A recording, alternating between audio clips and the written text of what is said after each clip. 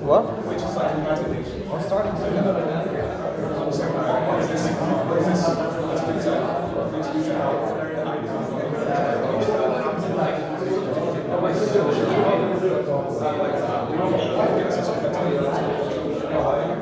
No, like it's an okay call.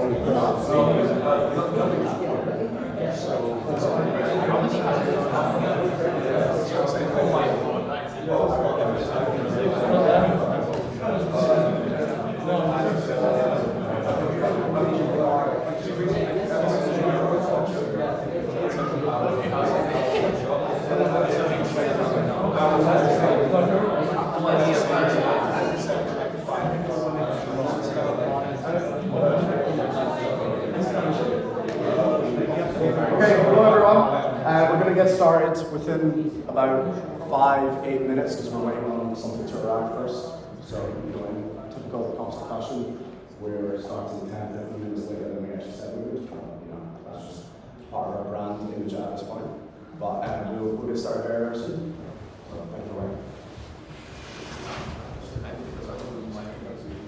Hello.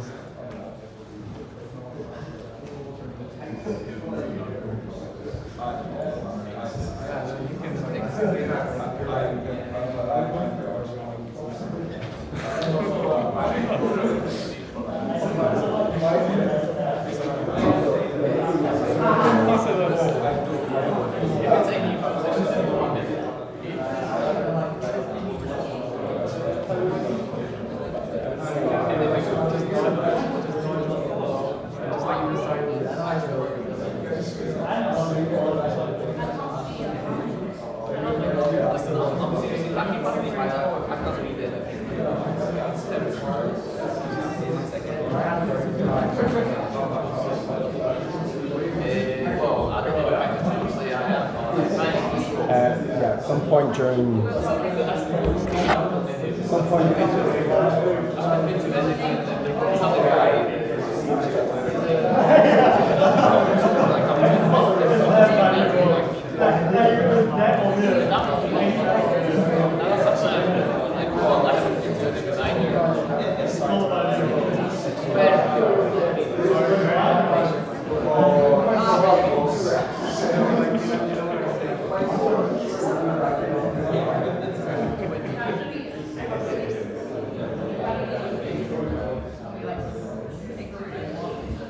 Oh, my goodness.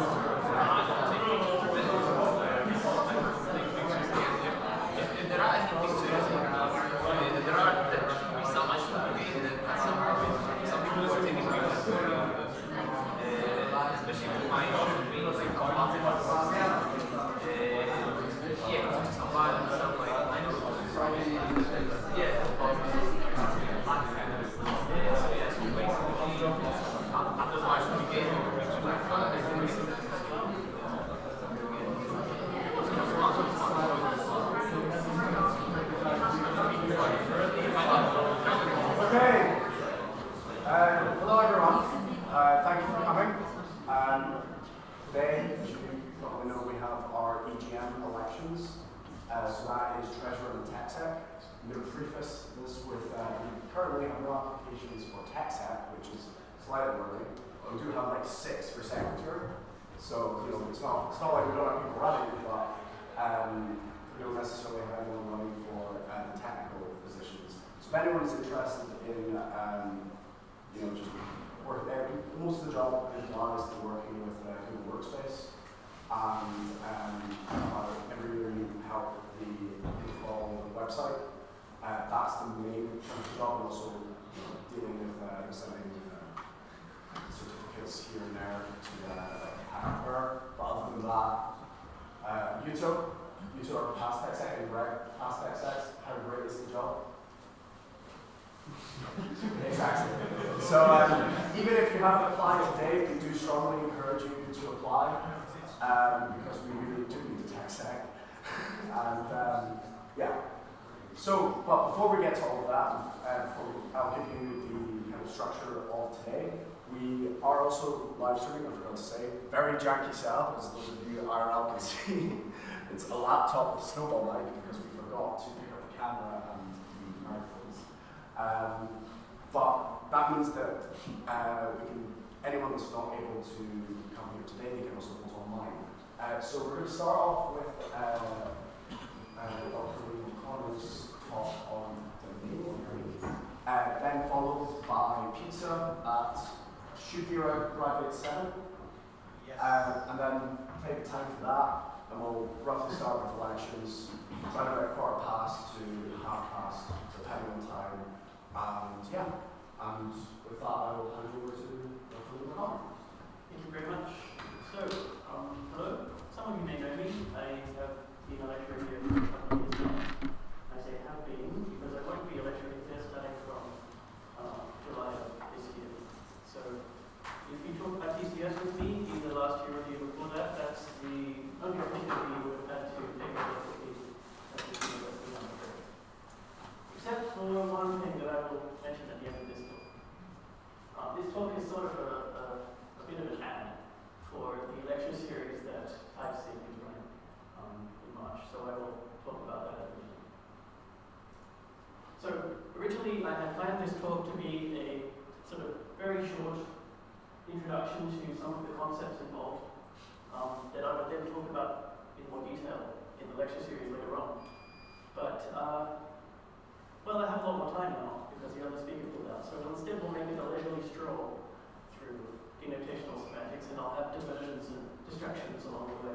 And if you have anything you want me to elaborate on, or any questions you want to ask, just interrupt me or raise your hand and I'll answer it straight away. Okay? Excellent. So, to motivate things, to start things off, I'm going to say our goal is that we want to prove something about a computer program or about all programs in a particular computer programming language.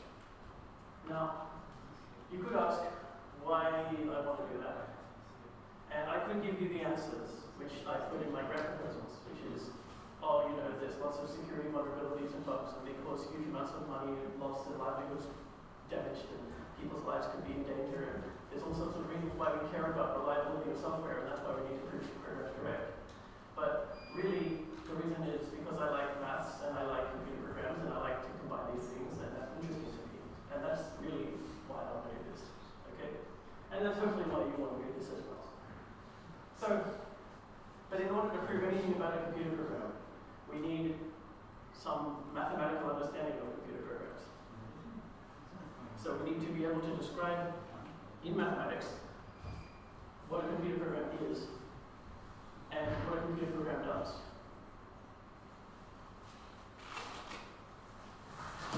And this leads me to a very key distinction that you may have heard of before between syntax and semantics. Who knows what these two words mean? Some people.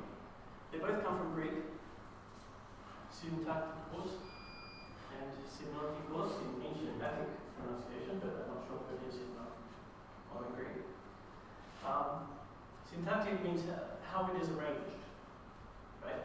So it is the structure of a computer program itself. So if you have a very simple computer program, you can imagine this is Haskell or some functional language because it has this kind of let expression, which usually only shows up in those languages.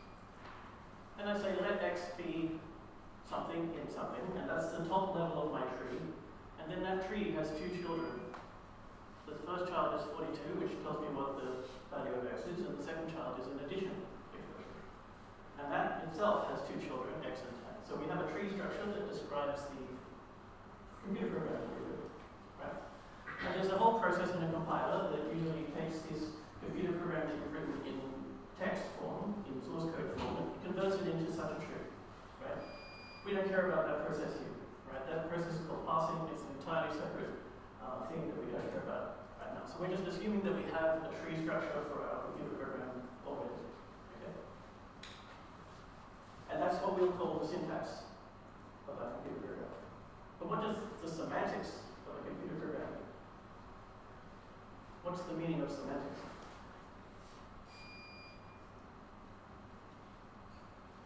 I made a little joke to myself, which is why I smiled. Yes? The meaning of the program, what it says. Right, so the meaning of semantics is the meaning of a program, right? So here, we've got a program here, but I didn't say anything about what this means. You could say, okay, well, it's going to say x is 42, and so therefore x plus 10 is going to be 52, right? And so I've evaluated the program in my head. What I'm doing there is something semantic, not syntactic, right? Because I'm thinking about what it does, how it behaves, which is an aspect of its semantics, rather than how it's structured, which is an aspect of its syntax. So semantics is just what our code means. And there's two, technically three, but I'm not going to talk about the third one. So there's two main traditions on how we describe the semantics of a computer program. So the first one, and hands up if you've done EPL, hands up if you've done TSPL. Okay, if you've done either of those two courses, you will have seen this kind of syntax before. It's called operational semantics. This kind of semantics before. It's called operational semantics. So operational semantics describes how a computer program runs by usually step by step, showing how a machine would evaluate it. Right? And then there's this competing tradition called denotational semantics, which is what I'm going to talk about today and also in the lecture series. And instead of describing how a machine evaluates a computer program, we instead transform our computer program into something else, something in mathematics that we can already reason about. And then we use the mathematical model to describe our computer program. And then hopefully, if our model is what's called adequate, we can transform translate that knowledge that we have from mathematics back into our computer program and therefore prove something about a computer program. So let me give you an example of a program here. So this is a program in Commodore Basic for Commodore 64. Right? Now, it's sort of irrelevant what programming language I choose, so I picked an interesting one from the 1980s. So we've got this program here.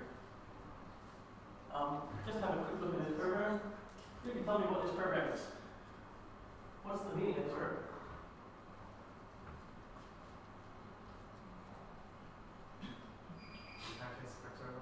It calculates a factorial number. Right, so is that an operational or a denotational semantics that you just told me? Operational? Why? Because I've told you what this program is going to do. Right, so the focus was on what the program was going to do. So that is a good intuition for operational semantics. But the reason I say that that wasn't quite an operational semantics is you didn't describe the program in terms of the execution of the program in terms of a sequence of steps. Right? Didn't describe how a machine would actually evaluate the program. Here's what I would say an operational semantics of this program would be. First, it sets f to 1. Then it starts a loop counter at 1. Then it will run this loop up to n times. Each loop iteration, it will multiply f by the loop counter. Then it will finally return f. Right? I have just described to you the semantics of the program operationally, because I've just told you what the machine is doing at each step of the way. But that's not a very interesting way of describing a computer program. If someone said, hey, can you figure out what this program is? I don't understand this program. Can you explain it to me? And I said, oh yeah, first it sets this variable 1, and then it starts a loop counter, and then it runs this loop n times, and then it's going to multiply. Like, that doesn't tell you anything, that's just me reading the code, right? And that's sort of the problem with operational semantics. We keep talking about how the machine thinks about a computer program, but it's not necessarily how we as humans should be thinking about computer programs. Right? Denotationally, I would say this is a factorial function.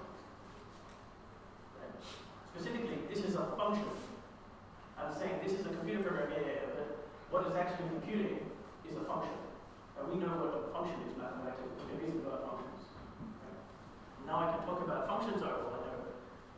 Facts about the factorial function. I don't know. I can't think of any off the top of my head, but maybe if I knew some facts, interesting theorems about factorial functions, I could then just use that to reason about my computer program, because I know that this is a factorial function.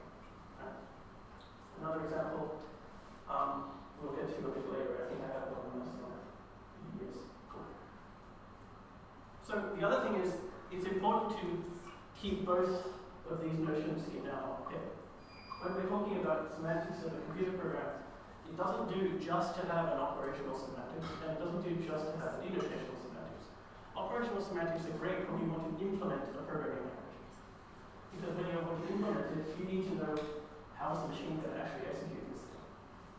And so if you have an operational semantics, you can easily implement that as an interpreter or a compiler, and then you can actually execute the computer program hopefully efficiently. You can have many layers of operational semantics where each machine that you're executing the program on gets more and more detailed and more implementation specific.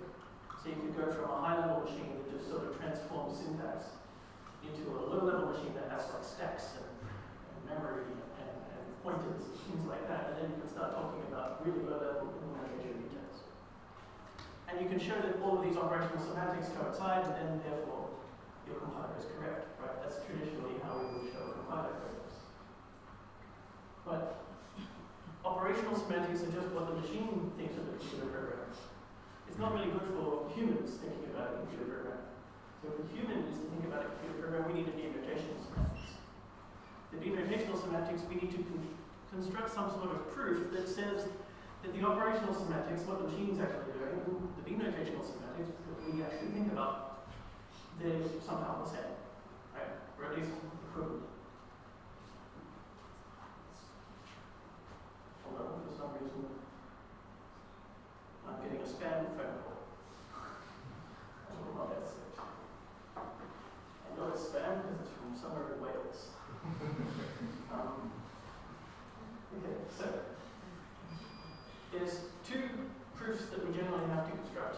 whenever you have both the denotational or operational semantics, you want to relate them. And I'll get into formal details of these a bit later. The first and most clear one is soundness. What soundness says, or computational soundness, what it says is, if I have my computer program, my machine, and it's evaluating my program, it's going to evaluate to the same result as my denotational model does. Right? So in other words, my machine doesn't do anything that my denotational model wouldn't allow. And then there's another theorem that goes the other way. You might think, well, this is called soundness, so surely this is called completeness. And then well, it's not called completeness. It's called adequacy. And what adequacy says is essentially equivalences in denotation mean equivalences in operational semantics as well. So if I have two things that have the same denotation, they should evaluate the same way, to the same results on my machine. So if we have these two theorems, then we can freely mix these two styles of semantics, and then we can, when it's suitable to use operational semantics, we can use operational semantics, and it's suitable to use denotational semantics, we can use denotational semantics. That's great. Now, for a long time, there was this big sort of debate. Basically, people think, yeah, we can have both, that's great, but which is better? Right? For some reason, people always want something to be better than something else. Right? So there was this big debate in the computer science community. This was mostly happening, particularly here in Edinburgh, actually, in the 1980s.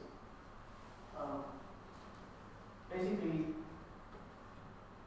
what the operational semantics school, headed by Robert Millman, advocated was we shouldn't think about computer programs as abstract mathematical objects, and instead we should think about computer programs as sort of just mechanical processes that manipulate symbols.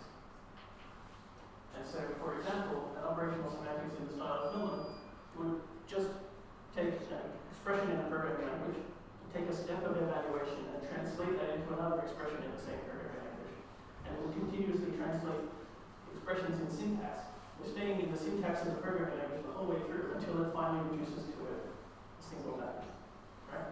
So if you've seen any, if you've seen my course or any course which involves the lambda calculus, you might have heard of beta reduction. Beta reduction is an example of operational semantics in a sense, because we're just transforming pieces of syntax one by one into a smaller piece of syntax until eventually we've evaluated the whole program. Right? But denotational semantics instead offers us this wealth of mathematical knowledge that we can draw upon. Instead of thinking just in terms of syntax, we can think in terms of any mathematical object that we like. So there's advantages and disadvantages to both. And there was this big discovery, I think in the, I'm going to say it was the early 90s, but I could be mistaken about this. Who here has heard of type safety? Yeah, so what do you think type safety means? Yeah? Check whether it's well typed. Right, if you check a program and it says it's well typed, what does that mean? Safe. I guess that. So what does type safety actually entail about the semantics of a program? Well, it's traditionally, the way it's traditionally thought of is well-typed programs don't go wrong.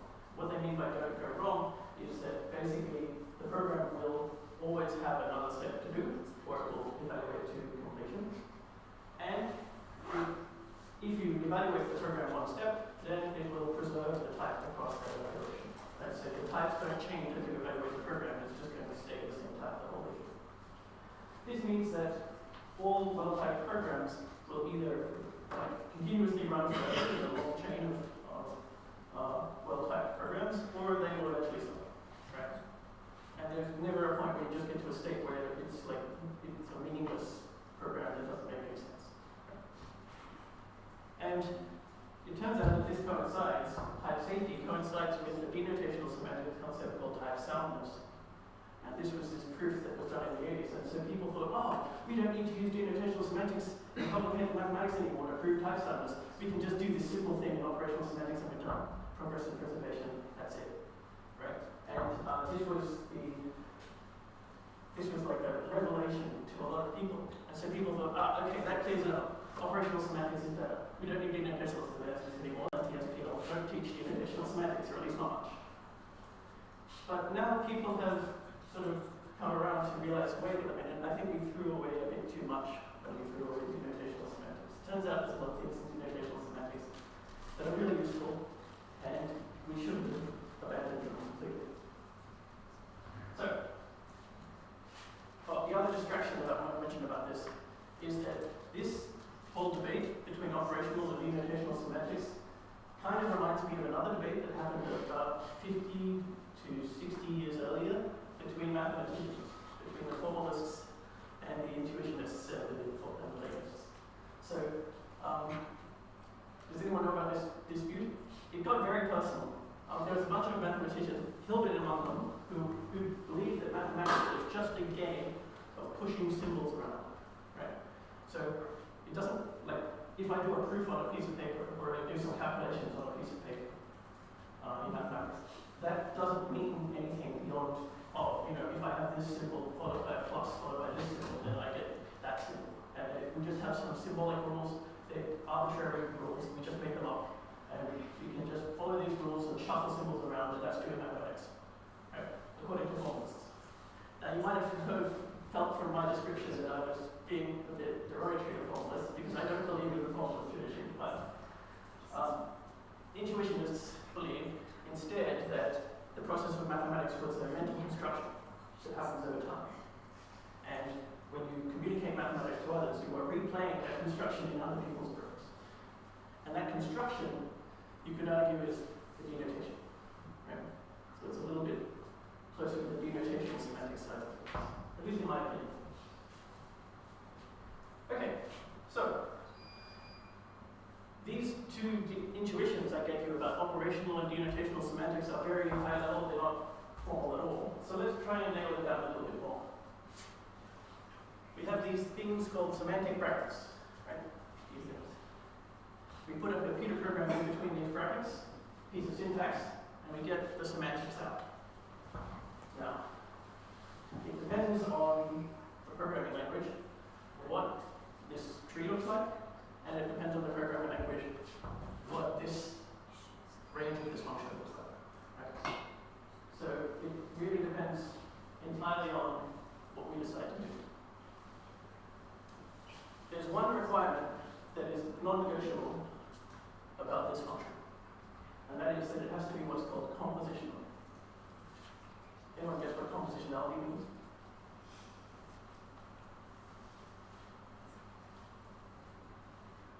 Yeah? Semantics of one statement is the same as two statements next to each other. Right, so if you have a statement or a piece of your programming language that's made up of more than one component, right? So for example, a plus has two components in it. It's got the left expression and the right expression, right? Then compositionality means that the semantics of our plus expression, for example, has to be made up in some way of the semantics of the left expression and the semantics of the right expression. We can't just do something completely arbitrarily different. We have to use the semantics of our children to do the semantics of parent, right? So semantics of compound expressions should be made from the semantics of the compounds. So let's have a simple example. Well, before that example, I want to demonstrate why we care about this, why this is a non-negotiable requirement. Why do I need that, to be sure? Well, here's a little example of a proof I can do using denotational semantics. So I'm assuming my programming language already has this tot function built in. Tot is, or this tertian function. Does anyone know what the tertian function is? It's written as phi sometimes. Can anyone give me a definition of the tertian function? The tertian function is, on the side, just the number of positive integers up to n, the input, that are relatively prime to n. Okay? But it doesn't actually matter. The only thing is we know that the totient of n times m is the same as the totient of n times the totient of m. Right? This is a mathematical theorem that's Euler proof. Right? So we can just use this theorem for free because Euler already did it. If we can translate our programming language into the realm of mathematics, we can steal Euler's theorem and apply it to our programming. And that's why we need compositionality. Because what I do is I say, okay, my program here is the tertian function in my programming language applied to n times m, which is, because of compositionality, going to be the tertian function in my programming language, interpreted as a function. That mathematical function is applied to whatever my programming language will give me for n times m. N times m itself is the product of n and the product and the semantics of that, right? So both of these steps are using this compositionality fact to break down my expression into some expressions that are in the realm of mathematics now instead of my programming language. And now, because I know that this, although I'm assuming that this programming language function taught is the same as Euler's tertian function, I can replace it there, use the theorem for Euler, and then using adequacy, which says that my programming is just as good as the denotations, right? So if I have a denotation, then the programs that stand for these denotations can be used as well, just as well. I can translate this maths back into my programming language again using those. And so, therefore, I've used Euler's theorem to prove a fact about a computer program, right? Because I've formalized the relationship between mathematics and my programming language. Okay. So let's give denotational semantics to a simpler language to start with. I've got a robot, and you can take a move, and then do something else. It can return, and then, yeah. What would be an example of a non-compositional syntax? Good question. What would be an example of a non-compositional semantics? Let me go through this example. I'll show you how we can make it non-compositional afterwards. Okay? So we have this robot. It can take a step, it can turn 90 degrees, and it can stop. Right? And the stop is always the last thing. Right? So it's just going to be some sequence of moves and turns followed by stop. Right? That's what this program is. So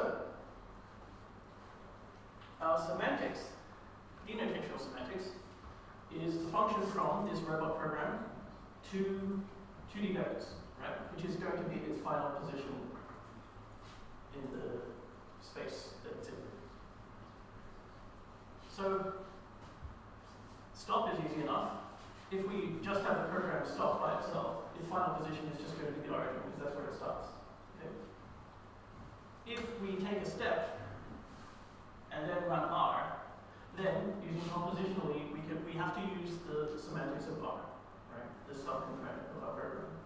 So we use semantics of R, and then we add one step to the east to this final position. Because if I take the position I would have gotten to had I just run R, and then I add one step to the east, that's the position I would have gotten to if I took one step and then did R, right? Now, this one is a little bit trickier, but basically it's a similar principle. If I have the final position that I would have gotten to on the plane, having run R, but then before I did that, I actually turned 90 degrees. Then I need to rotate that final position around the origin 90 degrees, right? And you can do this by multiplying by a matrix. Hopefully you've seen that in linear algebra, right? If you haven't, just believe it.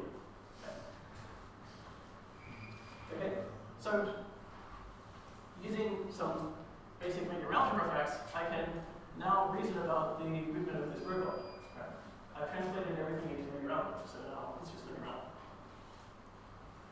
Now, to do this non-compositionally, we would have to not use the semantics of R here, or, for example, I could say the semantics of turn followed by R is equal to the semantics of turn followed by R, which is true, but it's not going to help you because now you're using the semantics of an even bigger program to define the semantics of a small program, right? Yeah. So I guess if it's non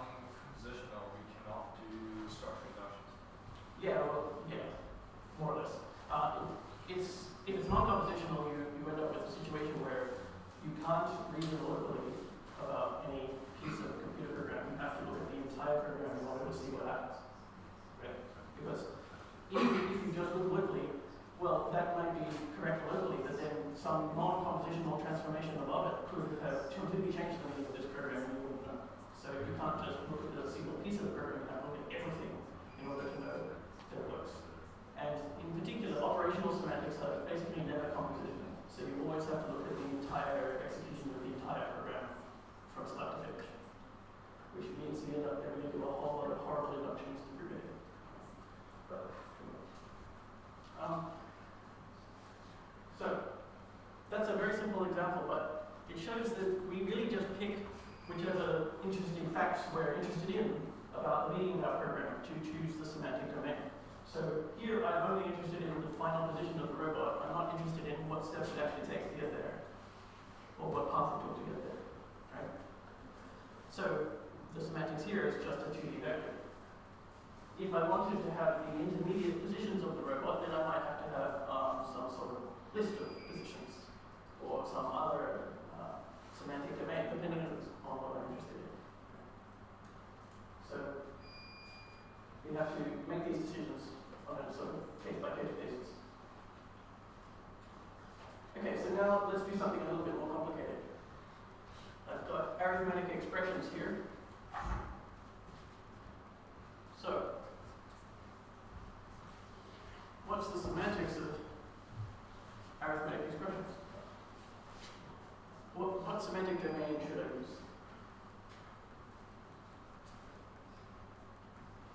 If I've got a calculator, what's the semantic domain of a calculator? Numbers. Yeah. Well, let's just say integers because it's easy, right? So we could say integers. And then the semantics, okay, so n here I'm using a convention. N means it's some number, like a constant number, and x is a variable, right? So then we can say, okay, the semantics of n is n, right? That's easy. That's the number that corresponds to the constant number, right? It's not too hard. But then, what do we do for variables? If I've got a variable x, which could be bound somewhere else by a letter threshold, I don't know that. I'll look at that here. What do I do for x? What number should I use for x? A set. Set of numbers? Don't think so. So we sort of stuck, right? Like, we don't know what x is. We haven't been told what x is. And there's no way to, when we render that expression somewhere else, we need to somehow remember what x is. So, in a sense, we can't just use natural numbers, or sorry, integers as our semantic domain. We have to do something a bit more complicated. Yeah, is there a problem? Oh.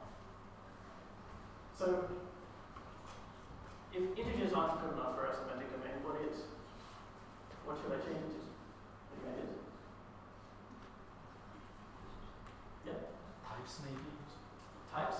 We have no types here, everything is still an integer, right? X is a variable, but it's a variable that stands for an integer. Everything is still just int. Yeah? Alphabet and number. Sorry? Alphabet and number. Alphabet and number. So a variable name is an alphabetical string, yeah. But we want to get the meaning of the program, right? If I just say this program X, well, the meaning of the program, which is just a variable x, what is the meaning of it? Well, it's going to return whatever the variable x has, right? That's the meaning of the variable x. But how do I know what the variable x has, right? Can we use quantified expressions maybe? Quantified? What do you mean by quantified? There is some integer that... If you do that, you can do that, but that's what's called abstract interpretation. And then we're being too vague, right? We're not saying specifically what it is, and we won't be able to prove then that it is this particular number in a certain case, for example. Yeah? Can we take invalidation? What do you mean by that? So we want to, like, if we take an n, we validate it to a number. If we take variable, we validate it to some number. So take in a evaluation, you said. Right? So what is evaluation? A function. A function from what to what? From symbols to, like, for example, in this case would be integers. Yeah, perfect, exactly. So if we take in a state, I call them states, you call them evaluations, same thing. I've written state with sigma, and then we return a natural number. Oh, I keep saying natural number. So it doesn't actually matter, it could just as easily be a natural number. So our state here, sigma, is actually a function from variable name to the value of that variable, right? So it's just given the variable name x is going to return the value of that variable x. And so now instead of returning just a number, I return a function from state to number. Right? That's the return value of this semantic function now. So have you seen this lambda notation before? If you haven't, it's just saying this is a function that takes in the argument sigma and returns whatever's on the right hand side of the dot.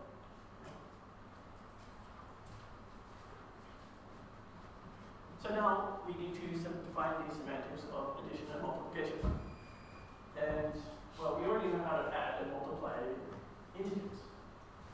So how can we combine the semantics of our sub-expressions? Remember, we have to be compositional, so we're going to use the semantics of our sub-expressions to produce the semantics of our compound expressions. How do we use these to produce a result? What do we do?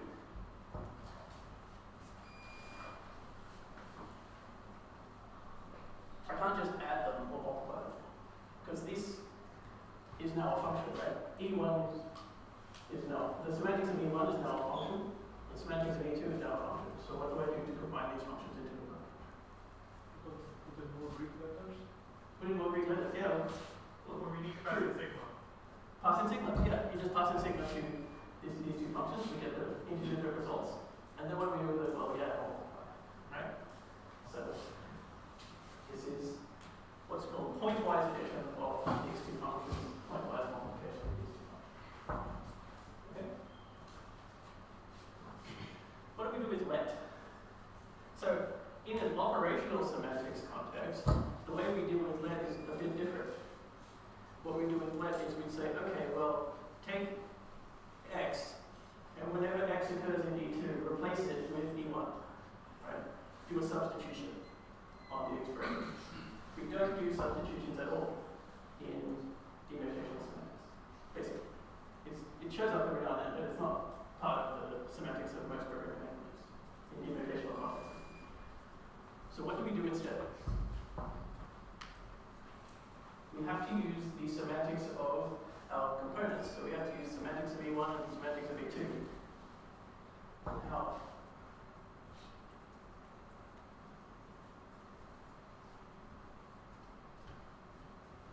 what is this expression going to return?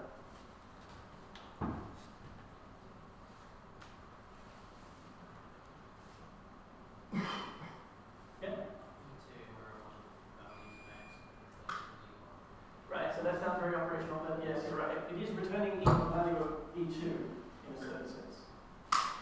Right? So the result is going to be E2. But the environment or the state that we pass in to the semantics of E2 is different. Right? Instead, it's going to be the state sigma, but x has been replaced with the semantics of E1 variable sigma. Right?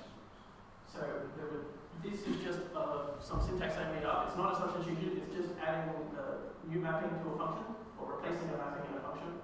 So this is the same function as sigma, except if you pass in x, it's going to return this thing instead. Right? That's all that means. So I've just updated the function here. Now, this is the denotational way of doing this. The operational way would have been to say that this is the same as the semantics of E2 where x is replaced with E1, right? Do a substitution there.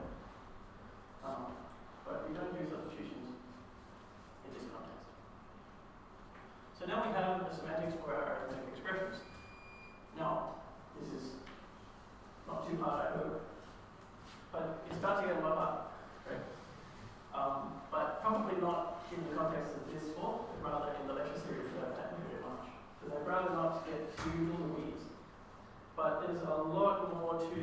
for example, just as a way to sort of tease the sort of things I'll be covering, suppose I allow this programming language to include recursion. Right? So if this program could be recursive, then we'd also have to think, well, what's the meaning of an infinitely recursive program? One that never returns, it just keeps calling itself forever. What's the meaning of that? Well, we have to have something. We have to have some way of reasoning about these things.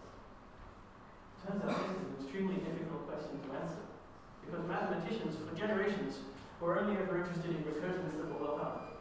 Right? They only cared about induction, where you start with the base case and then you do some finite number of steps to the inductive case and then you die. But suddenly, with computer programs, we have this co-inductive situation where possibly computer programs can just run and run forever. And we have to capture that somehow in our mathematics as well. So, in order to solve this problem, we need to reach for what's called domain theory. And domain theory is essentially the study of these things that show up on the right-hand side of this semantic reference definition. So this is an example of a domain, a function from states to values. But we can have more complicated domains, and indeed domains that are ordered by the amount of information that you can get from them. And if you take the limit of this ordering, of this directed set, you will end up with a least upper bound for that directed set, which actually coincides with the definition of recursion. Right? So there's a lot of maths that I have to explain to go into detail on that, and that's what I will do in the lecture series. Right? It's very interesting. And it turns out that if you squint at this domain theory for long enough, you realize, wait a minute, this looks really similar to some other pieces of mathematics. And if you just sort of cover up a couple of details here and there, and just draw some diagrams, it turns out that this is the same as category. Okay. So in the lecture series, I will use a little bit of category theory, but I'm going to do it sneakily. Because some people are scared by category theory. I'm scared by category theory, so I tend not to use it in my day-to-day practice. But what I do instead is use category theory without telling you that that's what I'm doing. Right? And then you will just naturally be employing these concepts. Hopefully. Right? That's the plan. Now, there's a whole lot of other things we can think about. For example, one thing I want to mention is the whole process of innotational semantics that I've been describing has been assigning meanings to programs. So we start from our syntax. We start the syntax of a programming language, and then we think, okay, what's the meaning of this? And then we construct some mathematical objects to describe it. But what if we went the other way, and we said, okay, here's some mathematical objects that are interesting. Let's make a programming language out of them. And let's see what we get. And it turns out a lot of people have done this very productively. And it turns out to be a really useful way of doing programming research. The most famous example was there's this mathematician named Vladimir Voevodsky. Anyone heard of him? Yeah? He was a homotopy theorist. He did a lot of work in homotopy theory. I don't claim to know anything about homotopy theory. But one thing that he did notice was that you could get rid of a lot of the details of homotopy theory and abstract it into the theory of what he called infinity group weights, which is sort of a type of category theory nonsense, right? But then he said, okay, now let's translate this theory of infinity group weights into a programming language. And it turned out to be a really nice type theory that we can use as the basis for persistence. And this is what's called homotopy type theory, which some of you may have heard of, right? It's sort of famous. There's also other examples of this process where people have started from, for example, games. So game semantics is another branch of innotational semantics where instead of assigning traditional semantic domains, the right-hand side of our semantic brackets is strategy in a game. And then we describe how to play a game between the player, who is the program itself, and the opponent, which is the environment interacting with the program. We can describe the active systems this way as well. Concurrency is another huge area of innotation semantics, and concurrency still uses innotational semantics extensively. So if you did the modeling of concurrent systems course that I co-taught with Rob last time, and Rob will continue to teach once I leave, That concurrency semantics course includes a little bit of denotational semantics, not in huge amounts of formal detail, but it's enough to get an appreciation of how we model concurrency with this framework. I mentioned non-termination and recursion. Non-determinism is another interesting aspect. So if we allow our programs to be non-deterministic, that is to say, we can make choices, but we don't care how those choices are made. We just assume the choice is made somehow. We can have multiple possible results from a single computer program. So suddenly, instead of having the right hand of our function here being just an integer or a function from states to integers, we have multiple possible integers that could come out of this. And if you combine that with recursion, you end up with something very complicated, and it's called the Plotkin power domain construction, and that will be in the lecture series as well. Also, some of you have used Haskell. I assume if you did Proof 1A, you used Haskell, right? Does anyone know how to do side effects in Haskell? I think they sort of skipped this part in Proof 1A. Right? Well, it turns out that this is, to do side effects, printing to the screen, reading from a file, whatever, this is all encapsulated by abstraction, which came from category theory, or specifically came from denotational semantics, all lines. Right? And it turns out that all of these domains that I just described have monadic structure. And if you equip the monad with some slightly more interesting structure, we can model all sorts of effects as well. So things like file I/O, or state, or exceptions, or those sorts of things can all be handled as well. Yeah. What else? So anything else I want to mention? Imperative programs. So I didn't mention imperative programs, but actually we will start with imperative programs in the lecture series. By the way, this QR code is a link to the registration form for the lecture series. So if you are interested in attending this, we want to get an idea of how many people will show up. It's going to run in March, twice a week. It's just going to be me giving a lecture. Sometimes the lectures will be like a talk, where I'll go through some slides and present some concepts. Sometimes it'll be more like a sort of a tutorial-y workshop where we'll do some questions together. Right? But either way, it's going to be fun, I hope. Not too stressful, I hope. But still, you should be able to get something out of it. The reason I'm doing this is because, well, once I start my new job at ANU, they said, oh, we can't, by law, make you teach course until after you've been there for a year. And I last taught a course at Edinburgh last year. And so that would mean I'd have 2 years or so at least where I could teach a course. And I like teaching. So I wanted to teach something, so I spoke to the TechSec people and said, hey, can I just teach something? And then I ran a little poll and they decided that domain theory was the thing that interested them the most, so that's why I'm doing it. So please do come along if you're interested. The only requirements would be a little bit of maths, so only the sort of maths that you would have seen in discrete maths and probability, like function sets, induction, that sort of stuff. Nothing super fancy. All the category theory and stuff will be, as I said before, snuck into it, so there's no prerequisite there. And a little bit of an understanding of programming languages is helpful, but not required. So if you've done EPL or TSPL or those sorts of courses, that's good, but not necessarily strict. So please come along if you're interested. And does anyone have any questions for me before we wrap up? Yeah? What's the mode up? Sorry? What's the mode up? What's that one? So monoid in the category of so, in fact, after doing the lecture series, you will understand what that means. Right?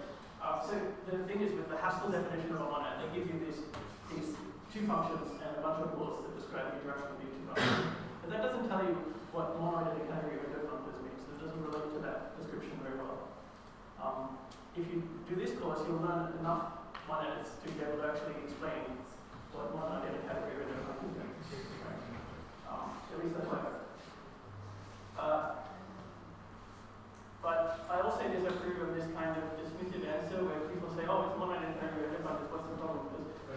Because mathematicians have this tendency to say things are just y, right?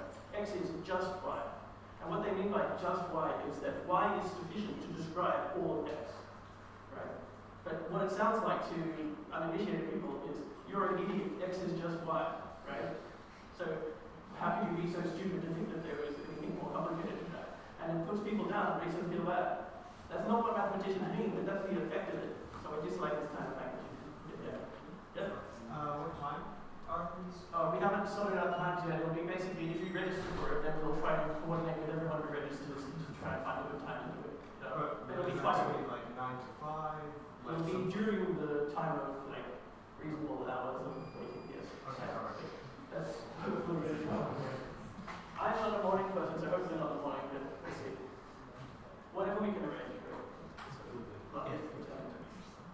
Any other questions? Okay. Well, thank you very much.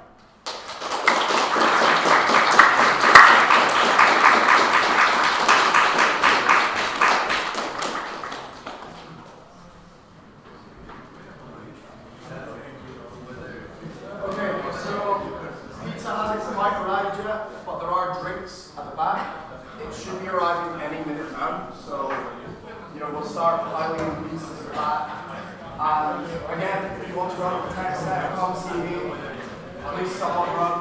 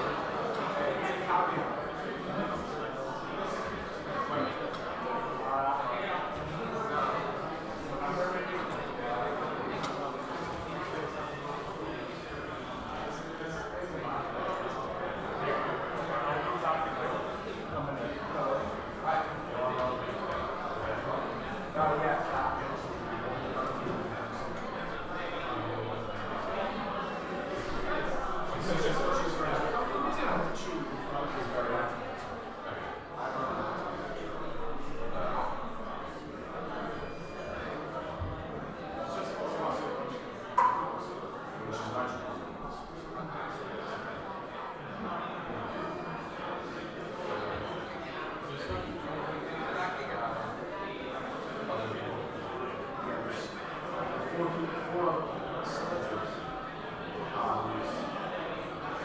One is trying to just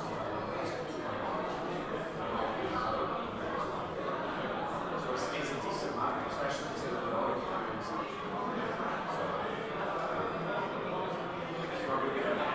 I was worried that there was more flying and then something like 5. It's always like one. Probably as soon as you say, like, we're here for most of the tax,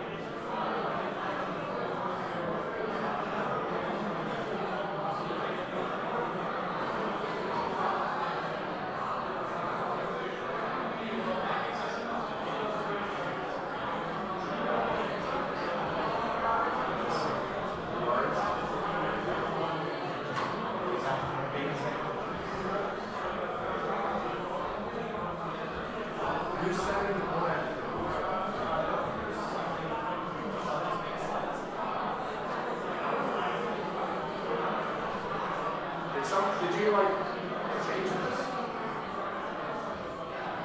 Did you press it? I'm just making sure someone didn't like start filling it.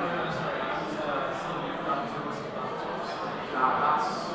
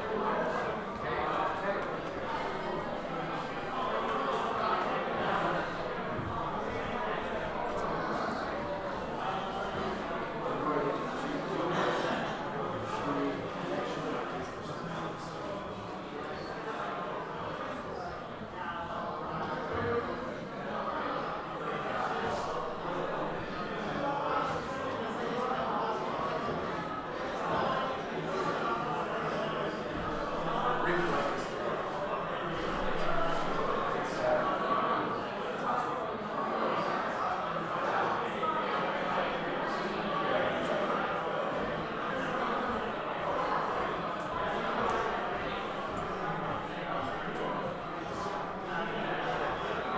This is for Geo. Currently just project it into Geo 3.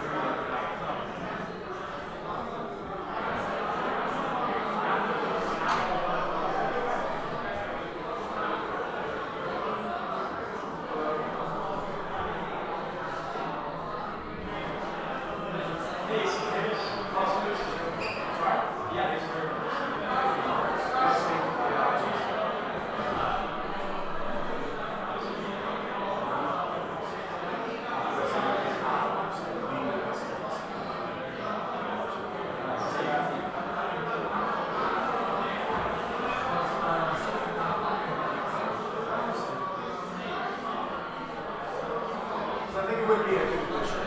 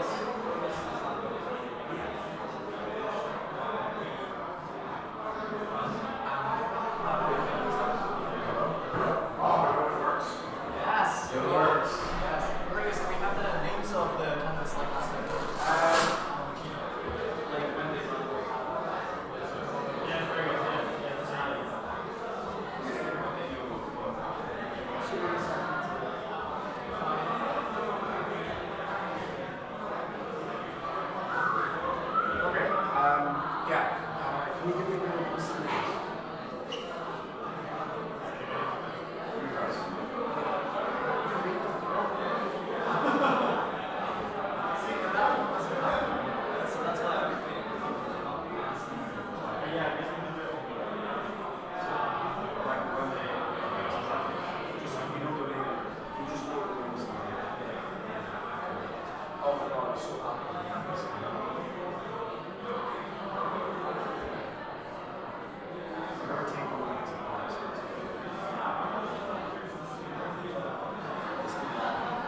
Allergies?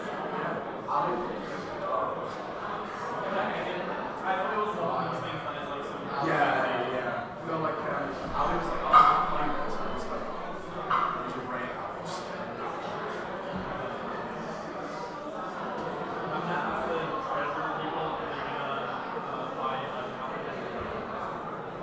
I mean, if you got one, if you get so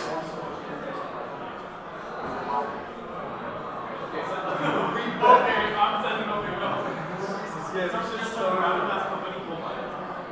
Yeah. Well, I mean, like, you don't need to buy it. Yeah. Right. So we have a company.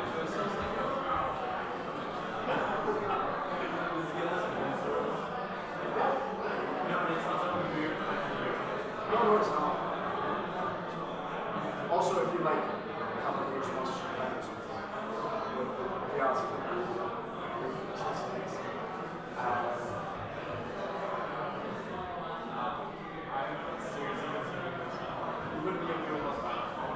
yeah, as long as it's CompSoc.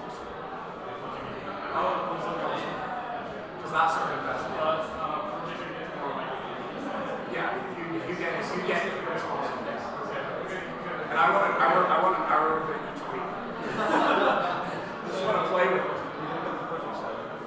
I just said CompSoc. Oh, yeah. Oh,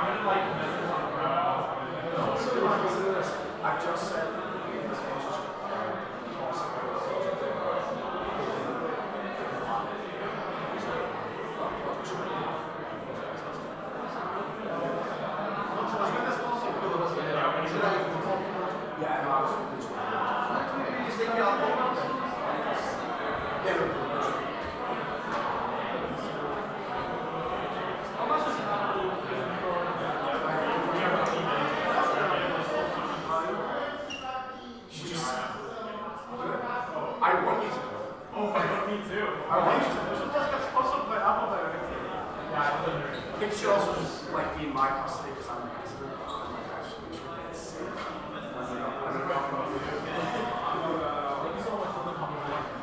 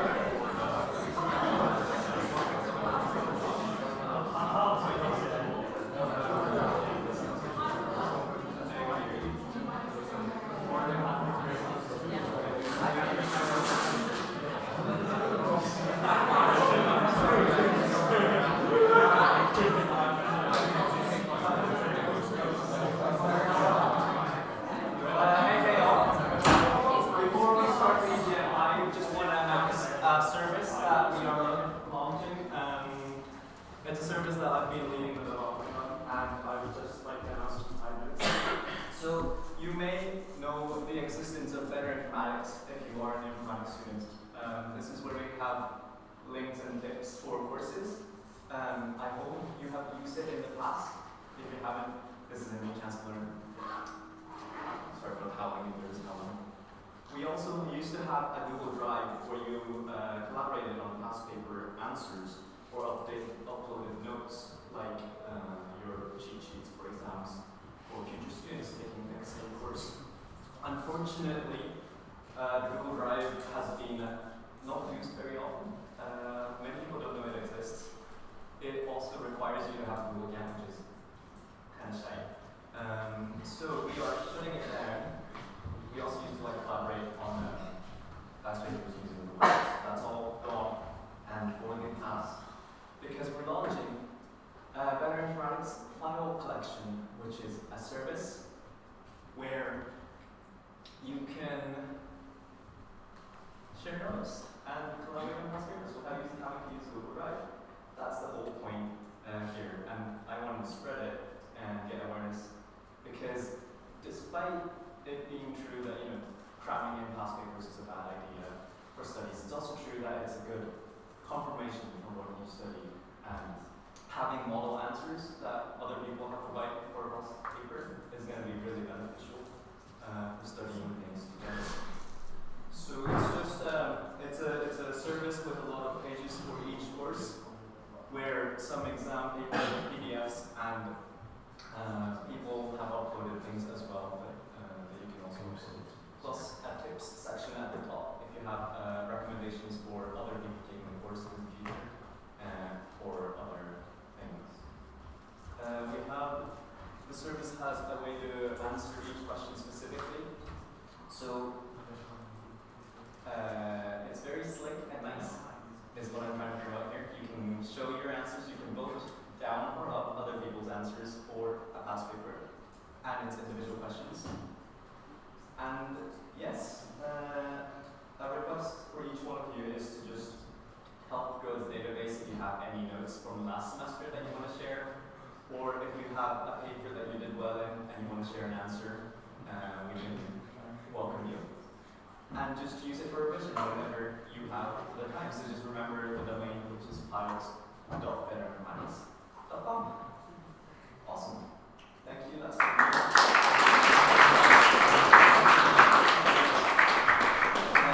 There is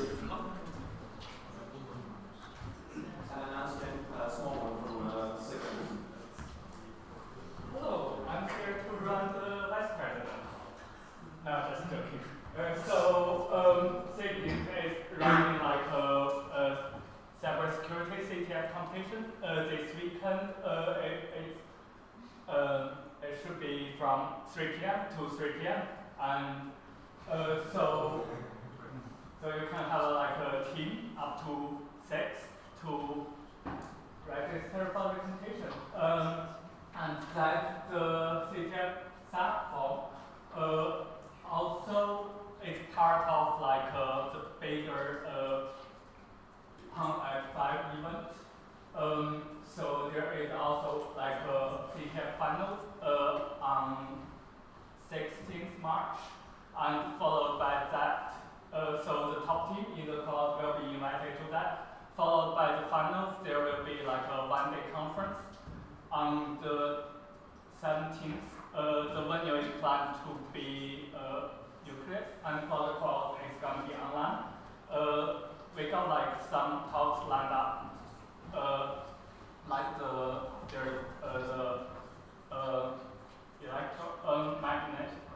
magnetic. What was that talk? Okay, never mind. So there's all the front end, client side and test, and there's also another very cool research on airdrop of the electromagnetic signal and stuff. And also there will be more talks. Also, if you've got any questions, just join the Discord server and ask there for more information. So that the website on@sigin.mx. Thanks. Yes. if you do have a team, please start by tonight. The form's supposed to be closed by tonight, but I do understand that people might not have a team yet, but don't worry, just send a message, we'll figure out. Okay, thanks.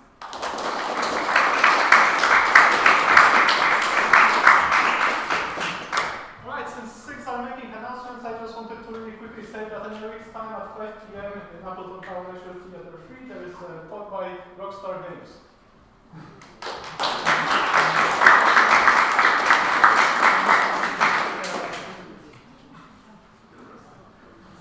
Okay, now to the main event. We have our. You'll be glad to know we have managed to acquire one of the boxes that you throw. So we're going to make good use of that. Test 1, 2, test 1, 2. So I will be throwing this video. Just let me know if you want to ask a question and you don't want me to answer at you. I'll gently throw it across. I feel like that's a fun. Put that back in that room. Can someone put that back in that room?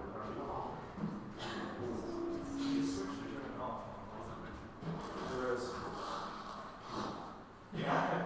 I'm scared of turning these things off because you never know if they're going to turn back on again. Just go to the queue. Okay, but we have quite a few people running today for treasurer, and to my knowledge, one person running for TechSec.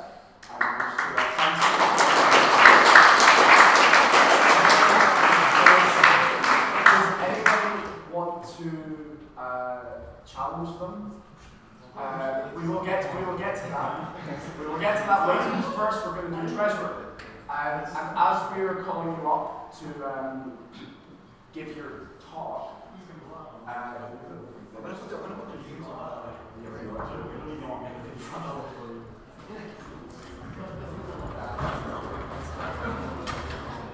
as you can tell, we don't choreograph these things.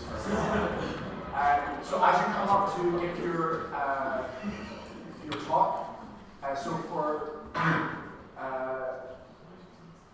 so before we start, if you're not a member of USA, which I think a lot of you are, but if you're not, please scan this QR code and get the membership now, because you won't receive the email that has the link to vote. That email has already been sent, but I realize I probably just should send it later. Let me know if that doesn't work. Say it's cut off on the bottom and I'll bring it up a little bit.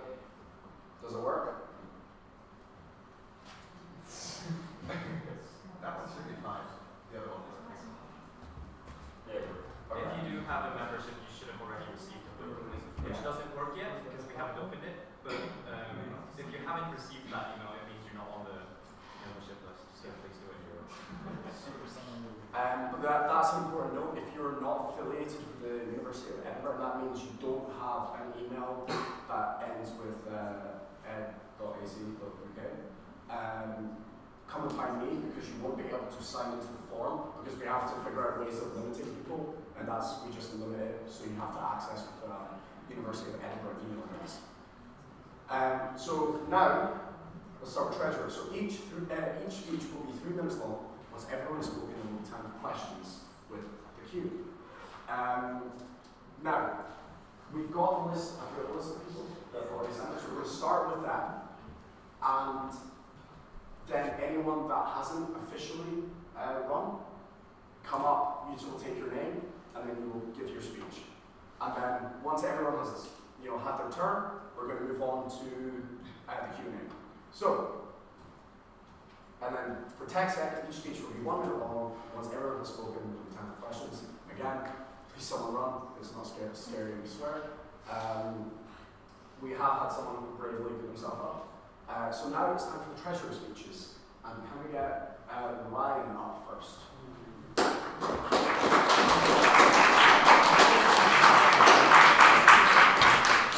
I'll just get my timer up, because we will just cut you off if you go past the few minutes.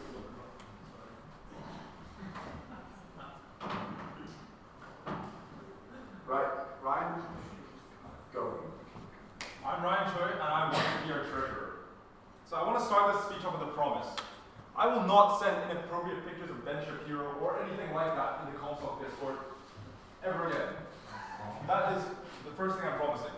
And what I will do, however, is I will prioritize good accounting. I will keep everything well documented and follow standard accounting practices so it's easier to hand off to the next person next year. I will try to cut costs and lower spending while maintaining quality so you have more funds to do fun CompSoc activities and buy more pizza if you need. And I just want to focus on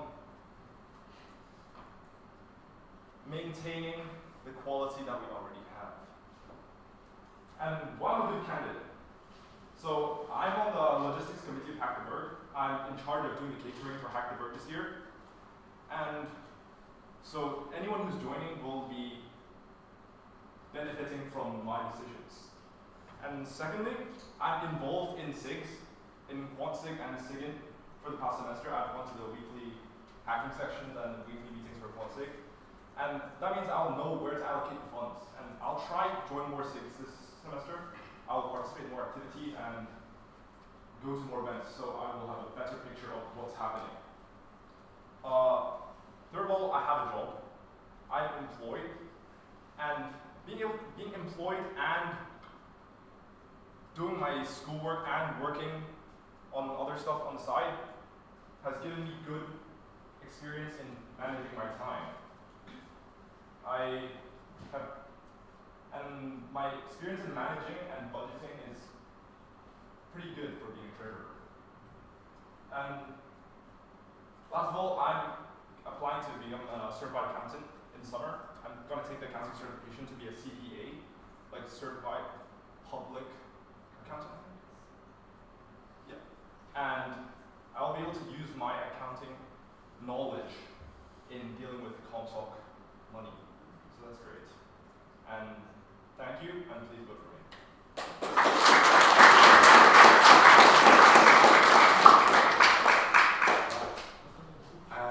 I also feel like I didn't make this specification. What the people that we're electing right now, this is up until April, or when do we have the EGM? April. Because then they will be elected again. I feel like I actually didn't make that very clear. But I mean, I feel like if you get treasurer on this, you'll probably be okay for the next ones. I just realized that wasn't clarified very well. So technically, just till April, but you know, you can run again quite easily. Okay. Elisa? Yeah, Elisa. Right.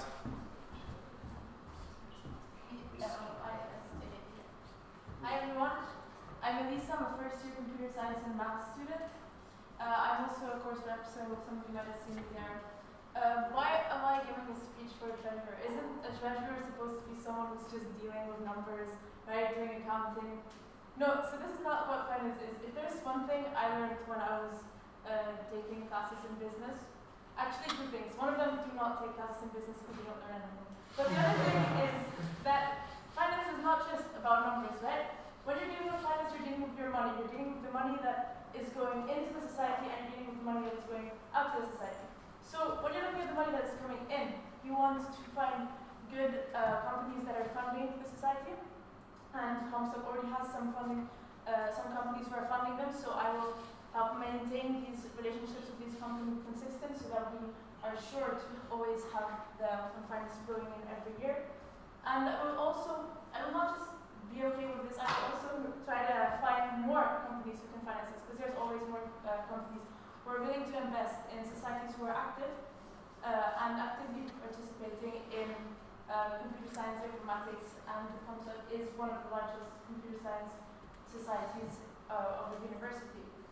And then we're looking at the money going out. So I want to look at where the money is invested. And I want to help people finance new projects if they have new ideas. This money will also go to competitions. This money will go to all other things that can help CompSoc grow. So I'm not just going to look at the numbers and see, okay, what's CompSoc doing right now, and let's just file it. Of course, I will keep good files and document everything. I have some experience in this, I have some experience negotiating to be able to keep good relationships with our clients or with other societies or companies who are giving us finance. And I also have some experience in managing, so I'm not managing the society, but obviously you're dealing with all of the money that's going in and out. For example, I've started some societies in school and managed those. So if you want someone responsible managing the money and CompSoc, then you might want to vote for me. And if we manage our money properly, we might be able to give a little bit more money to the pizza and maybe put some proper pizza as an environment. I can say this. Not the best. Papa John's. Try some Italian pizza and then you'll work better, you know. It helps the quality. So vote for me if you want someone. I will also be actively participating as a committee member, so it's not just finance as I said before, but helping CompSoc actually grow. Right.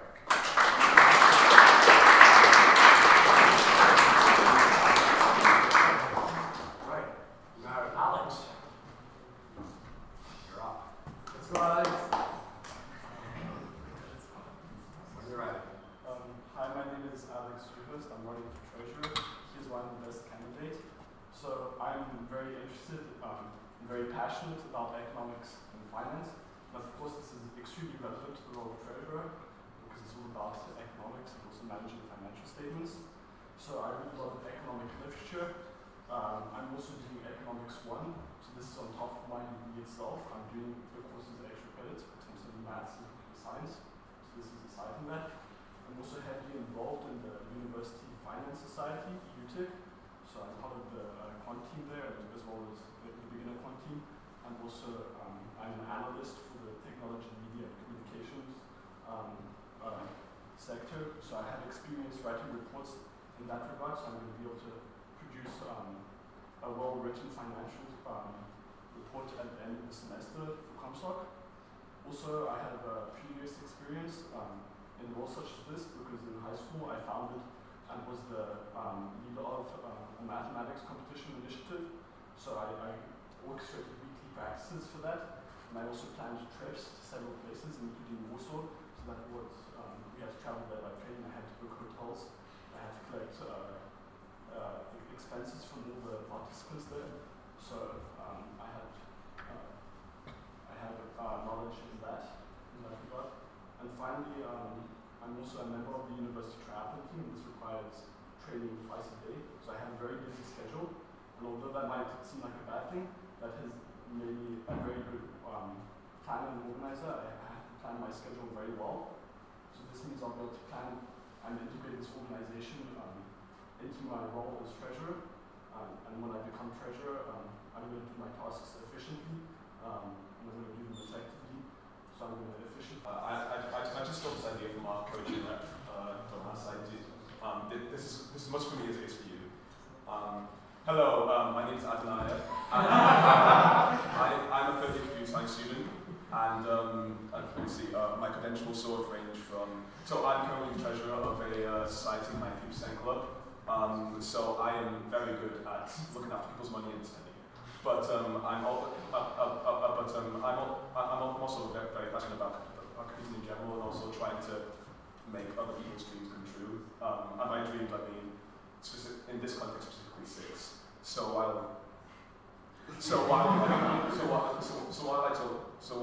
like to elaborate on is just it's just sort of what I envision that my inputs in CompSoc would bring to the would bring to the society, and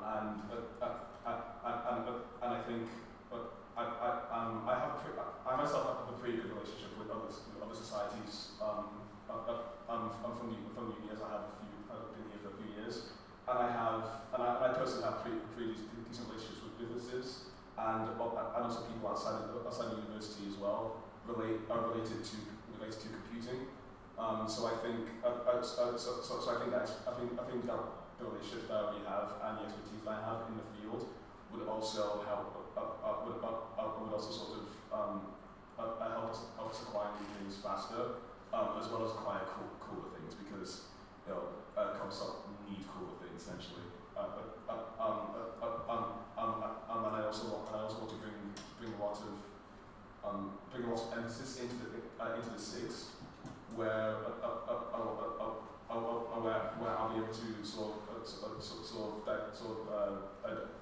diversify our funds to be able to grow our current six as well as put our money into new ones. And I think emphasis on that is what will make CompSoc grow, as well as sort of maintain what it is. And also speaking of diversifying, maybe we can have different pizzas from several different places instead of the Papa John's garlic thing that we have. That's me though as my treasurer. Thank you so much.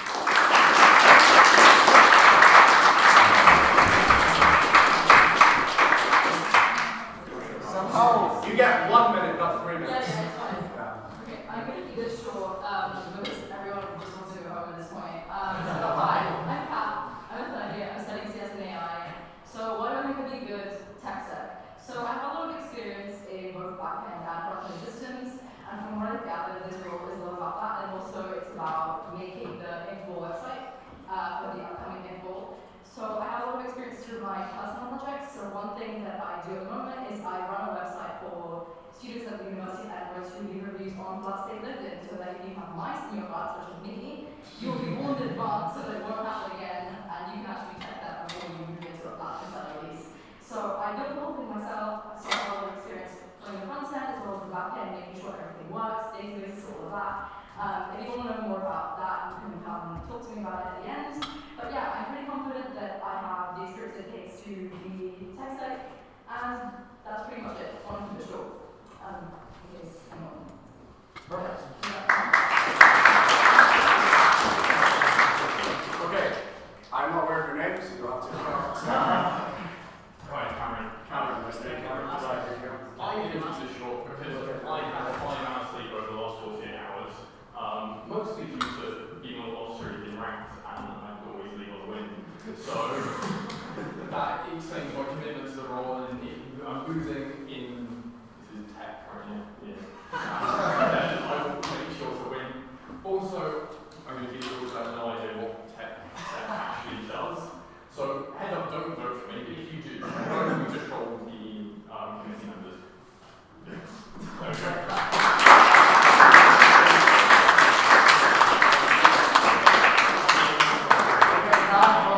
Q&A time? Q&A? Oh,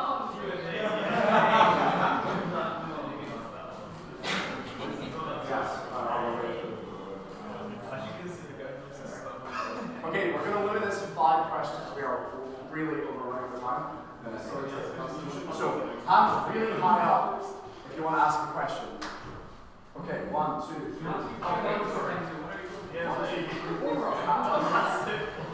No, 1, 2, 3, 4. One more. 5. Right, these are the questions. Right, so Alex. What is your rank and you guys have a rank in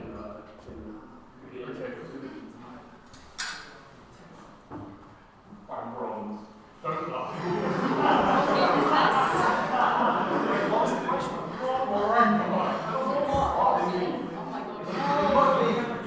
League of Legends. no. We are working hard at being a Baron candidate, okay? I'm committed to the role of being a Baron candidate. I mean, I have nothing to say. I don't play League.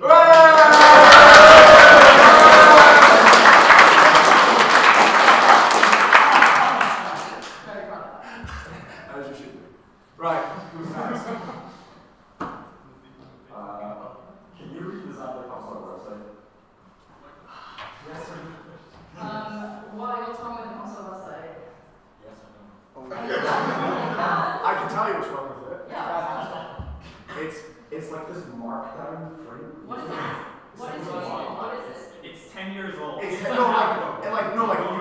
can't just like tweak things to it. You would need to basically do it from scratch because it's basically like built off of. I don't know. So It's just 10 years old. 10 years old. Yeah, it's a really weird framework. It's not. Yeah. Yeah, I can remake it in React and TypeScript if that's what you want. Very nice.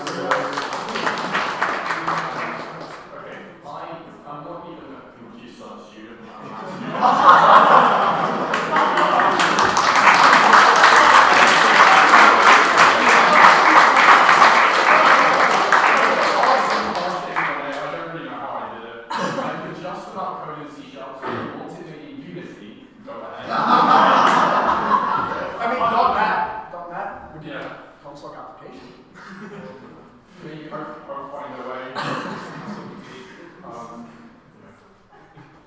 Do we want to continue with questions?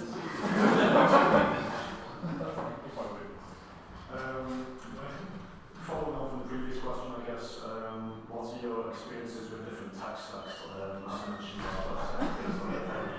horrific combination of different custom subject different frameworks. I think we also learned a bunch of different Linux and that sort of thing. So what actual technologies do you have experience with?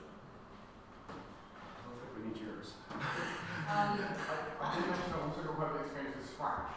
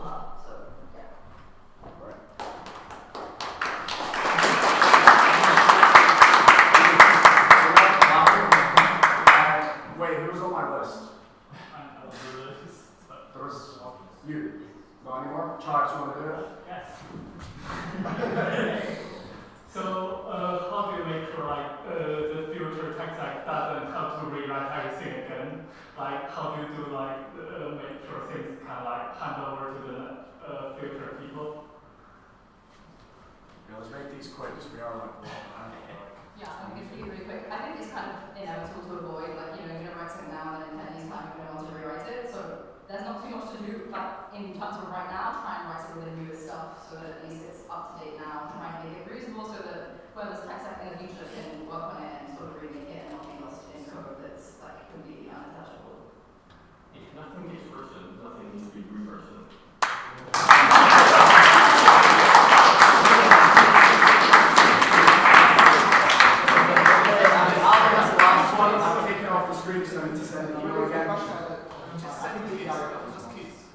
Yeah, can you talk about the constitutional bit? So, Q&A is done. Thank you very much.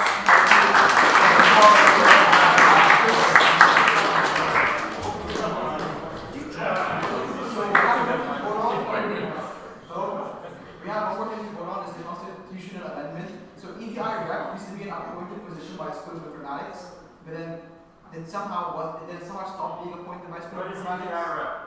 Equality, diversion, wait, what? Diversity. I don't even know myself. So basically, so the school doesn't do it anymore, and it's not CompSoc is not a dictatorship. We don't like vote on it in-house. So we want to make it an elected position.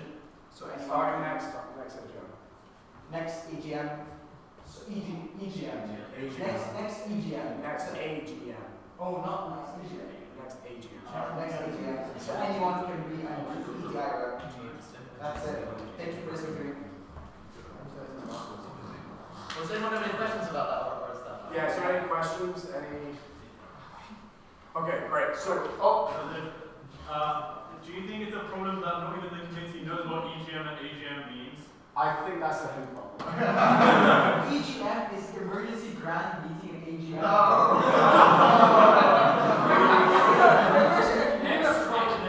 Extraordinary grand meeting.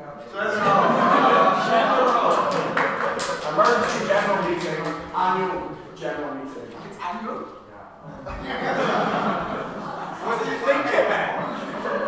Okay, so there should be an email arriving in your inboxes. If you do not have an Edinburgh email account, come to me now. Tribes, I'm looking at you.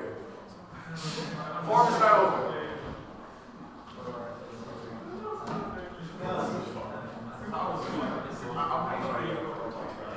Okay, yeah. So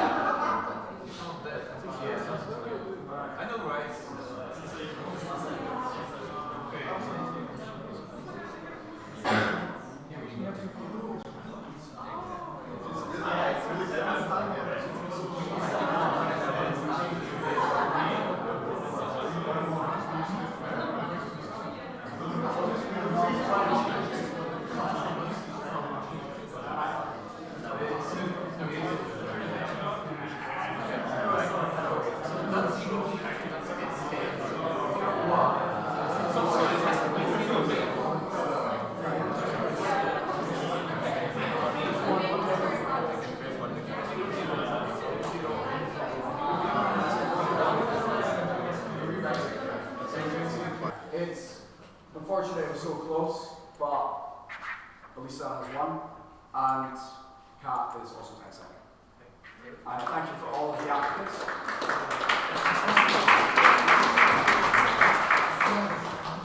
Would you guys like to come forward? Kat?